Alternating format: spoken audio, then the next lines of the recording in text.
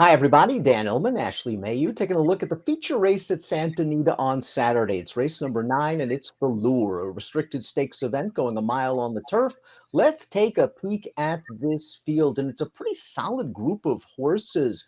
Ashley, the three Astronomer gave a bang-up effort last time out in the Grade 2 City of Hope Mile. Almost took that field all the way and was run down by a pretty good horse in favorite Hong Kong Harry. Yeah, I thought it was a huge performance. And this is just an interesting blend of these nine runners. You have horses that are going to step up in class because they raced pretty well last time out. And then you have some more hard knocking types that they've been in the graded stakes races as of late. They haven't been faring too well. So, in a lot of ways, this is some class relief, hopefully, to get them back on track.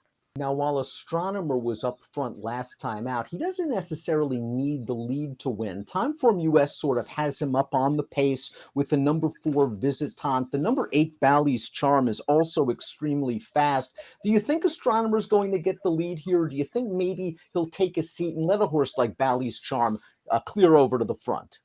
I could see him letting Bally's Charm go. I mean, looking at Bally's Charm's last couple, especially last time out, they did go pretty quick at Santa Anita for the mile early on. And I wonder if he is maybe a touch quicker naturally than Astronomer, but who knows? Astronomer does get the benefit of having more of an inside draw than his rival. The number 1 Hit the Road is going to be hoping for some pace help up front. This guy's got a tremendous amount of back class. He won the Grade 1 Kilroe back in 2021, but unfortunately for Hit the Road, he hasn't won since. I wonder if he's kind of racing himself back into shape, though. Fourth start off of a lengthy layoff for a horse that's been plagued by layoffs for most of his career. I think it might be that case. I mean, when you look at his first race off the layoff, I think he raced okay. De Jour ended up coming back to win next time out. It's been a nice little horse on the turf. And I think the big thing is last time out, if you watch the replay, if you look at the run line, I did think he had a little bit of trouble early on in the race. Nothing to me that was super drastic by any means, but I wonder if it did compromise him a little bit. And I thought overall he did race nicely in the stretch.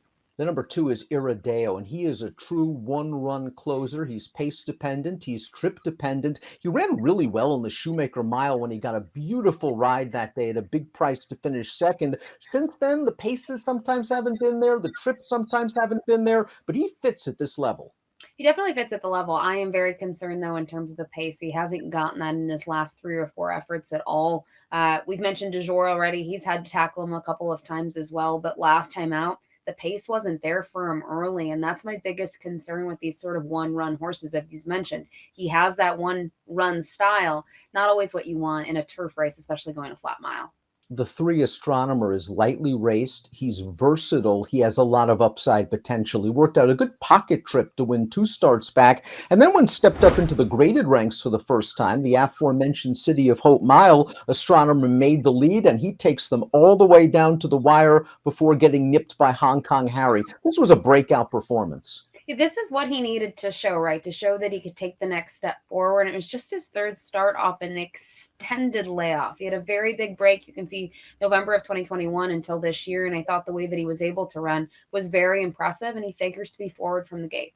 Visitant to me is a little bit interesting, Ashley. Last time out's just an utter throwout. They ran him on dirt against some of the better dirt sprinters in Southern California. The prior race, though, off a lengthy layoff, was pretty good in the Del Mar Mile. He was very fresh off the layoff, got up close to the pace, and he finishes third against some top horses, Du Jour and Exalted, some of the better turf milers in SoCal.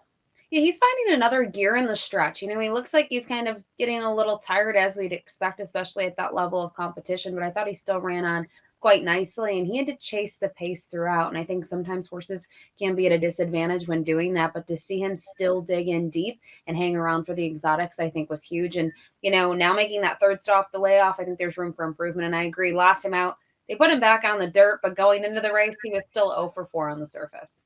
Graham Motion has had great success shipping out to Southern California and doing very, very well in these major graded stakes races. He's showing a lot of confidence in the number 5 Easter, stepping up in class off this high-level allowance runner-up performance at Saratoga. And Easter is a very solid horse that's usually going to give a run in these allowance types. He'll have to do better stepping up in class, but he's going to be paired with the unretired Frankie Dettori.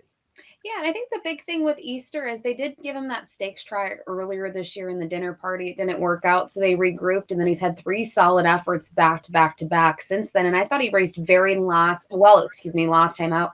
Grand Sonata is a horse that's done well since his kind of earlier days on the racetrack. And I think looking at the way that he was able to handle himself, I like that he's got a couple of months off now coming into this, and he looks ready to go.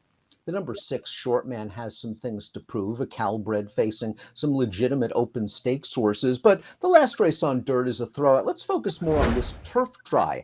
2 starts back at Del Mar. It's only a first level allowance race against Calbreds. Short man is down on the inside here. He's looking for a seam. He's going to get it, and when he does, he is pretty game. He's very game here. And I think the big thing is we've talked about some deep closers, some horses that we think could be forward. He might be the sort of horse that's going to split this pack early on. That's what he was able to do in this race that we just showed and had that late run. I thought it was a great effort. And obviously, the question for him, though, will be the class test. The number 7 is War at Sea. Mike Smith's going to pick up the mount for Ron Ellis. And this horse showed some ability last year. He won the Cinema going a mile and an eighth. And he's got some tactical speed where he can sort of tuck into the second flight or so. My one concern is we've seen him now 3 starts this year. Is he as good this year as he was last? Has he improved? My other question is maybe the Lasix angle. You can see he's had some really big races with Lasix, albeit though he was able to win the Cinema without Lasix going a mile and eighth. So I'm not sure if he's at the same level as he was as a 3-year-old. I thought his first start at Del Mar was, maybe something to look forward to second time out. And he just really hasn't been able to fire, but they have been deep races. And you can see in both of those efforts at a mile, they tried different things with him. I know the pace was a little quicker in the race 2 back, but he was further back. He was closer last time out. I'm just not sure what sort of trip we're going to be able to see from him and if he can kind of, handle this group. Valley's Charm probably needed his start 2 starts back. It was his first race off of a lengthy layoff. He pushed the pace and he gained a lot of fitness from that performance, as evidenced by his win over a pretty good second level allowance group at Santa Anita 4 weeks ago. And he got to the lead in this race, and they went pretty quick up front. And Valley's Charm just showed no quit in the stretch. He basically just showed this field his heels, and I think they're going to get very aggressive with him once again. I think so too. And I think the big thing about this performance, as you mentioned, they did go quick. It was pretty quick for him. Even looking at the races that he was very forward from the gate, he wasn't going nearly that quick. And I thought the way that he was able to just sustain his bid and keep on rolling was promising. And I think, when you see an effort like that, that's why he comes back for stakes. It was so impressive. He got a 94 buyer. This is a good spot for him. And another one that's lightly raced in the field.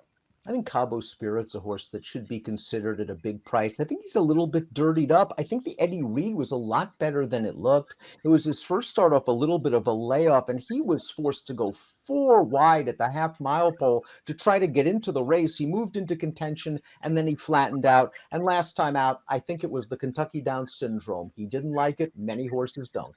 Yeah, that's the problem with Kentucky Downs, because I look at that and I think the same thing. I also am a little confused. They took blinkers off for that race. They put him back on. I don't know. Is it fair to say he just didn't, was it a combination of things? I can't read into that too much, but he's typically raced with blinkers throughout his career. You've mentioned he has back class. He's been able to hold his own against some very tough horses. But for me, I think the big question is the price that you're willing to take on Cabo Spirit based on his last couple. If he's too short, I'm not sure I could endorse him here, just knowing that recent form on others is better. You said a mouthful. You're absolutely right. You have to demand value with a horse like this. He has the back class, but is his a sign that his last 2 races are he's tailing the wrong way. Let's take a look at our top picks for the lure. You're going with Astronomer. I'm going with Astronomer. His last race, again, as I mentioned, was a breakout performance. He doesn't need the lead to win. He's going to be in with a big chance turning for home. You summed it up. He does not need the lead, but I think he's tactical enough that he should be forward. And that's sort of where I would want to be in this mile turf event, just knowing that you're going to have horses that have to go to the front. You have some others that are going to be way far back and hoping for sort of a pace meltdown. 3491 for Ashley, 3541 for me. It's a nice edition of the lure at Santa Anita on Saturday. Best of luck.